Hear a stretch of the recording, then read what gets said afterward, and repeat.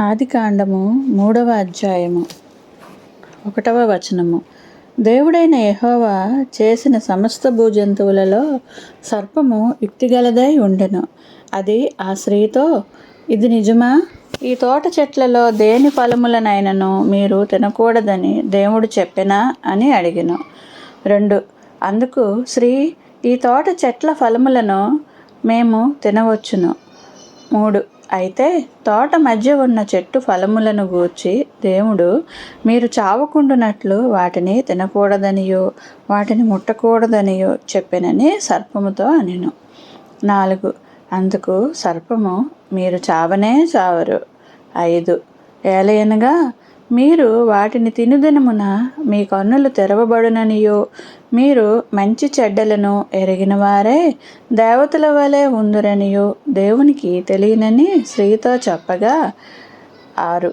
స్త్రీ ఆ వృక్షము ఆహారమునకు మంచిదియు కన్నులకు అందమైనదియు వివేకమిచ్చు రమ్యమైనదియునై ఉండుట చూచినప్పుడు ఆమె దాని ఫలములలో కొన్ని తీసుకొని తిని తనతో పాటు తన భర్తకును ఇచ్చెను. అతడు కూడా తినెను. 7.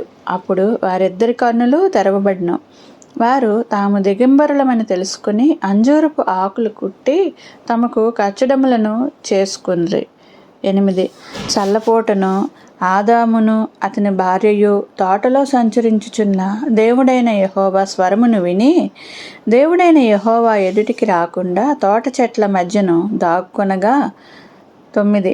దేవుడైన యెహోవా ఆదామును పిలిచి, నీవు ఎక్కడ ఉన్నావు అనెను. 10.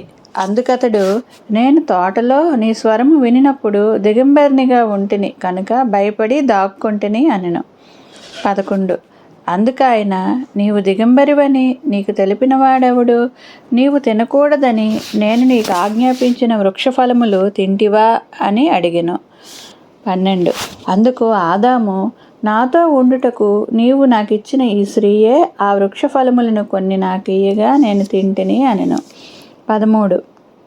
అప్పుడు దేవుడైన యెహోవా స్త్రీతో, నీవు చేసినది ఏమిటి అని అడగగా స్త్రీ, సర్పము నన్ను మోసపుచ్చినందున తింటిని అనెను. 14.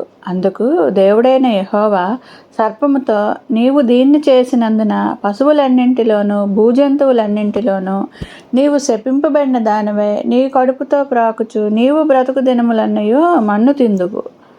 15. మరియు నీకును స్త్రీకిని నీ సంతానమునకును ఆమె సంతానమునకును వైరము కలుగజేసెదను. అది నిన్ను తల మీద కొట్టును, నీవు దానిని మడమ మీద కొట్టుదువని చెప్పెను. 16. ఆయన స్త్రీతో, నీ ప్రయాసమును నీ గర్భవేదనను నేను మిక్కిలి హెచ్చించెదను. వేదనతో పిల్లలను కందువు. నీ భర్త ఎడల నీకు వాంఛ కలుగును, అతడు నిన్ను ఏలునని చెప్పెను. 17. ఆయన ఆదాముతో, నీవు నీ భార్య మాట విని తినవద్దని నేను నీకు ఆజ్ఞాపించిన వృక్ష ఫలములు తింటివి కనుక నీ నిమిత్తము నేల శపింపబడి ఉన్నది. ప్రయాసముతోనే నీవు బ్రతుకు దినములన్నయూ దాని పంట తిందువు. 18. అది ముండ్ల తుప్పలను గచ్చపొదలను నీకు మొలిపించును. 19.